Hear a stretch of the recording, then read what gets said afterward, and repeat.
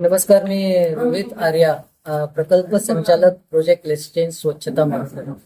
स्वच्छता मॉनिटर हे स्वच्छता अभियान नसून मुलांना एक सवय लागण्याची की असामाजिक कृत्य कुठे दिसलं तर ते जागीच थांबवण्याची सवय लागण्याचं अभियान आहे. याची संकल्पना केल्यावर मी ते स्वखर्चावर पहिल्यांदा राबवून ते सिद्ध केलं, त्याचे परिणाम सिद्ध केले.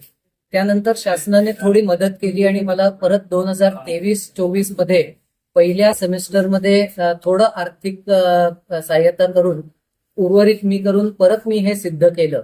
साधारणतः या दोन्ही प्रकल्पांमध्ये मिळून माझी साधारण 35 ते 40 लाख रुपये गुंतवणूक झाली होती. आणि मी एक सोशल एंटरप्रेनर असल्यामुळे मी असा विचार करत होतो की हा जसा प्रकल्प मोठा होईल तसं हा एक चांगला सोशल इफेक्ट पण पडेल आणि माझं एक चांगला बिझनेस टाईप पण होईल, एंटरप्रेनरच आहे. त्यापुढे ह्याचा इतका परिणाम सिद्ध झाल्यावर 64,000 शाळा जेव्हा याच्यामध्ये रजिस्टर झाल्या तेव्हा मुख्यमंत्री साहेबांनी स्वतः हा प्रोजेक्ट लॉन्च केला, याच्यामध्ये प्रोग्राम्स केले आणि 2023-24च्या माझी शाळा सुंदर शाळामध्ये मला 2 करोडचं बजेट सँक्शन करून हा प्रोजेक्टला सर्वात मोठा घटक केला गेला मुख्यमंत्री माझी शाळा सुंदर शाळाचा. 10 गुण दिले 100 पैकी, म्हणजे 10%. हा 88 करोडचा प्रोजेक्ट होता आणि याच्यामध्ये 2 करोड मला अंमलबजावणीसाठी दिली आणि याच्यामध्ये 66 कोटींची जवळजवळ पारितोषिकं होती या प्रकल्पासाठी. हा प्रकल्प पूर्ण जसा राबवणं संपलं, गुणांकनाची वेळ आली, तसं मला डावललं गेलं. कारण गुणांकन माझं होतं स्पेसिफिक, जे सोशल मीडियावर दिसत होतं आणि अगदी उघड होतं कुठली शाळा चांगले गुण मिळवेल आणि कुठली नाही, हे उघड होतं. त्यामुळे मला डावललं गेलं आणि मर्जीच्या शाळा जिंकवण्यासाठी मला डावललं गेलं असा मला विचार आला. कारण ज्या शाळा अल्टिमेटली विभाग आणि राज्य स्तरावर जिंकल्या, ज्यांना 11 लाख, 21 लाख, 51 लाख अशी पारितोषिकं देण्यात आली, या शाळांना स्वच्छता मॉनिटरच्या 10 गुणांपैकी 0 किंवा 1 किंवा 2 गुण मिळणं योग्य होतं. आणि ज्या शाळा 10 गुणांवर होता त्या शाळा कदाचित तालुका लेवलवर पण नव्हत्या. याचं ऑब्जेक्शन घेतल्यावर मला याची शिक्षा भोगायला लागली आणि यानंतर माझे जे पैसे, जवळजवळ 60 लाख रुपयाची माझी इन्व्हॉइसेस होती, याच्यातलं काहीही मला देण्यात आलं नाही आणि ते तसेच राहिले. आणि 24-25 मध्ये माझा खासगी प्रकल्प सुरू होता, कारण माझा प्रस्तावाला हे पुढेच जाऊन देत नव्हते. तोंडी आश्वासनं देत होते की आपण करतोय म्हणून, त्याचं बजेट पण मला तोंडी सांगत होते, माझ्याकडनं प्रस्तावही घेत होते, पण तरी देखील हे केलं नसल्यामुळे जून मध्ये हा मी प्रायव्हेटली सुरू केला होता प्रकल्प. याचं जुलैमध्ये पुन्हा माझी शाळा सुंदर शाळा दुसऱ्या टप्प्यामध्ये स्वच्छता मॉनिटरला घेण्यात आलं. मागील वर्षाच्या सहभागासाठी 3 गुण पण देण्यात आले, ह्या वर्षासाठी 2 गुण देण्यात आले, पण रोहित आर्याला आणि प्रोजेक्ट लेस्टेन्सला बाहेर काढण्यात आलं. पुन्हा 66 ते 70 कोटीची पारितोषिकं होती. ही काय आधारावर दिली याची काही कल्पना नाही, कारण स्वच्छता मॉनिटर प्रकल्पामध्ये जे करायचं होतं ते कुठलीच शाळा करत नव्हती आणि तरी त्यांना पूर्ण गुण देण्यात येत होते. म्हणजे हे पूर्ण गेले 2 वर्षाचे जवळजवळ 150 कोटी रुपये जे पारितोषिकांमध्ये दिले असतील, हे पूर्ण वेस्टेज आहे माझ्या दृष्टीने. हा प्रकल्पच चुकलाय, हा जसा करायचा होता तसा केलाच गेला नाही, किमान स्वच्छता मॉनिटर तरी.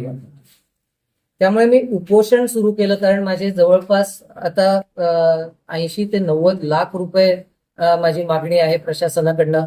माझे पहिल्या 23-24च्या प्रकल्पाचे 60 लाख रुपये प्लस यावर्षी जे सगळ्यांनी मेसअप केले त्यासाठी मी प्रचार आणि प्रसारासाठी 20-25 लाख रुपयाची मागणी केली आहे.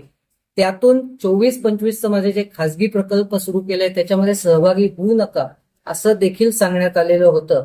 ज्या शाळा रजिस्टर्ड आहेत, ज्यांना प्रकल्प माहिती आहे, तेही चुकीचं करायला लागले, कारण त्यांना सांगण्यात आलं की गुणांकन मिळणार नाही जर स्वच्छता मॉनिटरचं तुम्ही स्वच्छता मॉनिटर प्रमाणे केलं तर. त्यामुळे माझा प्रोजेक्ट पूर्ण मेसअप झालेला आहे, त्यासाठी मी उपोषण करतोय. आता माझ्या 5 मागण्या आहेत. नंबर 1, माझं 23-24चं थकबाकी पेमेंट दिलं गेलं पाहिजे. मध्ये जेव्हा मी उपोषण केलं तेव्हा मंत्री महोदयांनी स्वतःचे वैयक्तिक स्पॉन्सरशिप करतोय म्हणून मला 15 लाख रुपयाचे चेक्स दिले माझ्या 60च्या डिमांडपैकी. 2 इन्व्हॉइसेस त्यांनी क्लिअर केले जे सर्वात छोटे होते, पण मोठे 2 ते त्यांनी बाजूलाच ठेवलेले. ते देण्याचं आश्वासन केलं पण ते अजून दिले नाही. ते पेमेंट व्हावं. मला 2024-25 साठी जे मी प्रचार प्रसारसाठी यांनी खराब केल्यामुळे जे बजेट मागतोय ते देण्यात यावं. 2023-24 मध्ये 101 शाळा ज्यांनी खूप उत्कृष्ट काम केलं होतं ते निवडलं, त्यांना सन्मानित करावं. त्याच्यानंतर जे हे गोपनीय गुणांकन ठेवून मर्जीच्या शाळा जे जिंकवतात ते त्यांनी जाहीर करावं गुणांकन, म्हणजे शाळांना कम्पेअर करीन. कारण ह्या प्रकल्पाचा माझी शाळा सुंदर शाळेचा मूळ उद्देश हा आहे की शाळांचा सुधार व्हावा. पण त्यांना समजा हेच कळलं नाही की आपलं काय चुकतंय तर ते सुधारणार काय, हे त्यांनी जाहीर करावं गुणांकन आणि शाळांना कम्पेअर करण्याचा वाव द्यावा. आणि माझी 5वी आता मागणी ही आत्ताच मी मागणी करतोय की प्रोसिजर आणि गाईडलाईन्समुळे मला इतका 1 वर्षाचा त्रास दिलेला आहे आणि हे गाईडलाईन्स मध्ये बसत असूनही हे गाईडलाईन्स तोडून मोडून माझ्या बाहेर काढण्यात येत होतं. तर आतापर्यंत 2022 पासून यांनी जे काही निर्णय घेतले असतील, मग ते फायनान्शियल असू देत किंवा नॉन फायनान्शियल असू देत, हे गाईडलाईन्स आणि प्रोसिजर्स मध्येच आहेत का तोडून मोडून गाईडलाईन्स मध्ये आणून हे निर्णय झालेले आहेत, याचं ऑडिट व्हावं. आणि हे गाईडलाईन्स मध्ये नसतील तर ज्यांनी हे चुकीचे निर्णय घेतले, गाईडलाईन्सच्या बाहेर जाऊन घेतले, त्यांच्यावर कार्यवाही व्हावी. माझी एक डिमांड आहे. तोपर्यंत मी माझं उपोषण सुरू ठेवणार आहे. आतापर्यंत मी आझाद मैदानमध्ये बसत होतो, पण मला इकडनंही केसरकर साहेबांनाच भेटायला नेण्यात आलं जेव्हा मी मुख्यमंत्री किंवा उपमुख्यमंत्री साहेबांना भेटण्याची इच्छा सांगितली होती. त्यामुळे मी आता उद्यापासून कदाचित आझाद मैदानमध्ये बसणार नाही. मी परत रामटेक बंगल्याच्या बाहेर जाऊन बसेन आणि अन्न, पाणी, मेडिकेशन सगळं सोडून तिकडे बसेन. मग जीव गेला तरी चालेल, मला न्याय हा मिळालाच. थँक्यू.